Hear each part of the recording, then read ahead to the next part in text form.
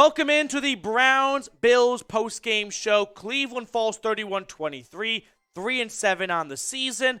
And if there were any tiny hopes and aspirations of squeaking into the playoffs, with this loss, it is probably done. I'm going to recap the game for you guys, give you my takes. I've sort of got 6 pillars, 6 things that went wrong for the Browns today that ultimately cost them the game. The first thing I want to get out right now, if you are going to blame Jacoby Brissett, you're in the wrong spot. Because Brissett, sure, a lot of those stats were in garbage time, 322 yards and 3 touchdowns. Jacoby Brissett has been exactly what we thought he would be this year, which is protective with the football, keep the Browns around, and hopefully a good ground game can win them games. It's not Jacoby Brissett's fault that Nick Chubb in the ground game has just fallen off a cliff the last couple of weeks here. All right? 322 yards, 3 touchdowns for Brissett. I mean, Jacoby Brissett had a great game in my eyes in terms of what you want to see out of your backup quarterback. How often do you tell your backup, hey, 322 yards and 3 touchdowns, that's not a good game. We need more from you. No. But I've got 6 things that went wrong for the Browns. All right? They lost by 8. 3 of those 6 things are 3 dropped touchdowns. 3 missed opportunities. Pharaoh Brown in the back of the end zone in the first half. Just before then, Harrison Bryant would have likely had a walk-in touchdown. And then later in the game in the back of the end zone, a bit of a tougher play, but Harrison Bryant unable to get 2 feet in bounds. Those 3 plays, one of those 3 has to be a touchdown. It's okay if there's 1 drop play and you chalk it up to that, but for 3, that is just criminally unlucky for the Browns. And the Browns didn't deserve to win this game in my eyes. But they definitely deserved to be a lot closer than a garbage time touchdown to make it 8 points.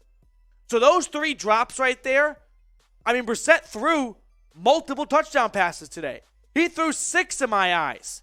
Only 3 were brought in for scores. And then there's the 3 moments of the game where the Browns did not get the break they wanted. The first one being, you had the blocked field goal, which was turned around and gone the other way for 3 points. It's a 6-point swing right there. You lost by 8. So, doesn't all fall on that. You also had the 4th and 1, the 3rd and 1 QB sneak. That's usually automatic for Jacoby Brissett, which, hey, you can't chalk up a whole loss to a QB sneak not being pulled off, but to have both the blocked field goal and the very rare Brissett QB sneak not happen in the same game, that seems rather unlucky. And then you've also got Ethan Posick going down, Yelder Froholt stepping in at center, and a bad QB center exchange. For all 3 of those things, and for 3 touchdown passes to be dropped all in one game, also pretty much all in the span of 2 quarters from the 2nd to the 3rd, that is just really tough luck. Now, I'm not here to give the Browns a hall pass. No, I'm not here to do that with you guys. The Browns have to be able to respond to adversity, which they suck doing. They're really good at scripting the first 10 plays, like they were last week against the Dolphins and the 14-0 start against the Chargers. And today, too. But when they get punched in the mouth, when they get some rough seas, some choppy water, man, does this team turtle up in the 2nd and the 3rd quarter. But who do you think is to blame for today's loss? I asked this question, and I don't even like it all that much because I don't think it falls on one person. Joe Woods' defense, they showed some grit. And I know that's not what we want to hear right now. It's much more fun to blame. But at least Josh Allen had a 3 and out to start the game, right? At least you had the Bills on their heels until the last 10 seconds when Stephon Diggs scored a touchdown where you removed him from the game. It was obvious the Browns defense could not hang with Buffalo for 4 quarters. Well, at least they hung for 2 quarters because there have been games where they have hung for 0 quarters. Some more stats here for the Browns side of things. 396 total yards, 316 passing, 80 on the ground. That 80 on the ground is a tough sight to see. The Browns' way of winning football this year was supposed to be run the football and good defense. You started the year with running the football well, but no good defense. And that led to some close losses. You've lost both now. You have no good defense, and you have no run game. What do you expect to happen? You want to blame Brissett? This is not what he bought into. This is not what we all bought into, which is Nick Chubb, Myles Garrett on defense, Jacoby Brissett, just don't crash the ship. He's not crashing the ship, but they're sailing nowhere. They're anchored behind because of the lack of run game and the defense. I've got more reactions and more takes to get to in just a moment, but we have a brand new sponsor here at Chat Sports I really want to share with everyone today. So today's Browns Report is sponsored by Established Titles. Established Titles is a fun and novel way to preserve the natural woodlands of Scotland while helping global reforestation efforts. It is a project based on a historic Scottish custom where landowners are referred to as lairds or lords and ladies in English. Title packs give you at least 1 square foot of dedicated land with a unique plot number on a private estate in Edelston, Scotland, and an official certificate with a crest. We plant a tree with every order and work with global charities One Tree Planted and Trees for the Future to support global reforestation efforts. You can officially include the title Lord or Lady on your credit card, plane tickets, dating profiles, etc. It makes a great last-minute gift. The first 200 people purchasing a title pack using my link will effectively be next to my plot within a few minutes of walking distance. Depending on how many of you want to become a Lord or Lady, we can build our own Browns Report kingdom. It makes an amazing last-minute gift too. Established Titles is actually running a massive early Black Friday sale right now with discounts up to 80% off. Plus, if you use code CHAT, you get an additional 10% off. Go to establishedtitles.com/chat to get your gifts now and help support the channel. That link for everyone is in the comments and the description of today's show. More takeaways I've got here. Nick Chubb, nothing going. He had a great catch on a screen in the middle of the game, but outside of that, Nick Chubb was a non-factor in this game, right? We all going to agree? Not going to put it all on 24's shoulders. Not great blocking. The offensive line last week in Miami, I think it was Teller that said, was their worst game of the season. Is this the second worst game of the season? I mean, they had good pass protection, but the Bills won in the trenches. Cleveland just got no push. You know who's awesome, though? Amari Cooper. Amari Cooper, 12 targets, 8 grabs, 113 yards, and 2 touchdowns.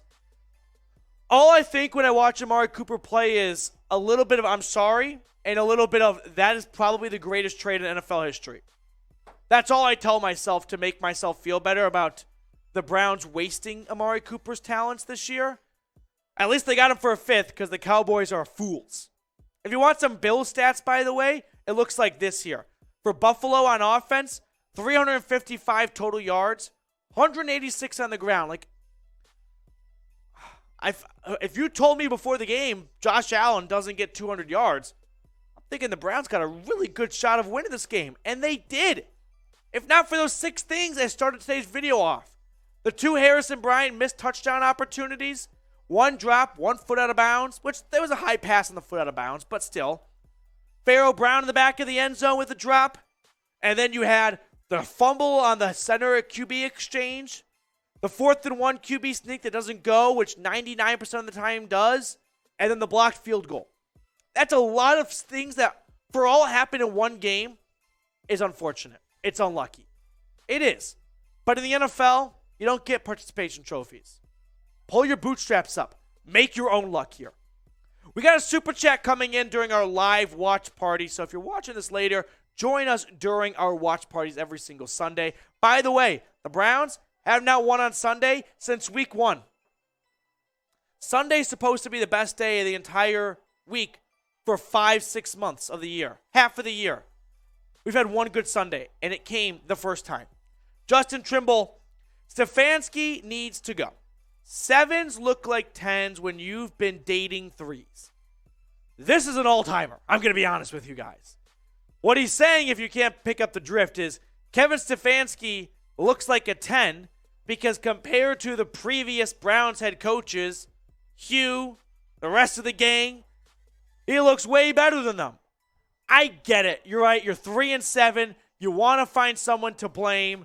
You went 8-9 last year with a banged-up Baker all season. How are you doing worse this year? when we were all bought in and believed and sold on a healthy Jacoby Brissett is better than an injured Baker.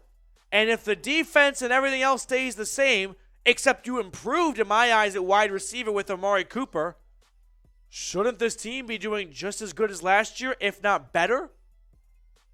It's just been, I wouldn't say unlucky breaks, because the Browns have lost not just by one score every outing. They've had those losses, the Chargers, the Falcons. They also got their ass beat by the Patriots and the Dolphins.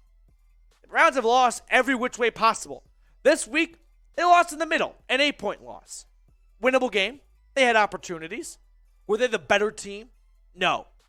They weren't the better team today. The Bills were the better team. You want to know why?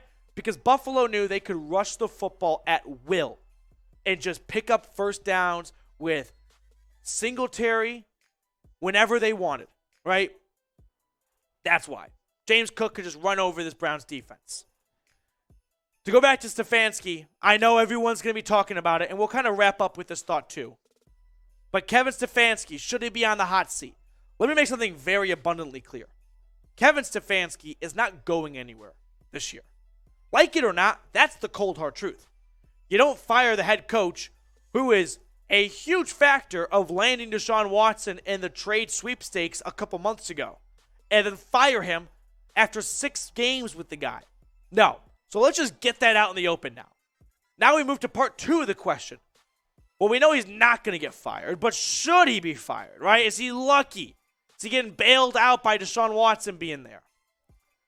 Listen, Kevin Stefanski is underperforming with this roster. But I also think it's fair to say this roster's biggest flaw is the interior defensive line, which was not constructed by Kevin Stefanski. Now, Stefanski is great on offense. He's bad at delegating. Prefer and Woods, they've got to go. Kevin Stefanski's all about taking blame. It's on me. It starts with me. How about some accountability for your coaching staff? How about some accountability for Joe Woods and Mike Prefer? When was the last time special teams provided any spark? When was the last time the defense had a play that turned the game around? Fire your buddies and get people in there that can do the job. And Andrew Berry, you have to nail this draft at defensive tackle, because your picks from round 4 and in with Winfrey, Elliott, and Togiai, Elliott, and Winfrey are all cheeks right now. That's going to do it for us on today's postgame show. If you want the best Browns YouTube coverage, make sure to subscribe. There's no one out there that gets you guys a quicker and better postgame show. Make sure to subscribe for the best up-to-date Cleveland Browns news and rumors all season.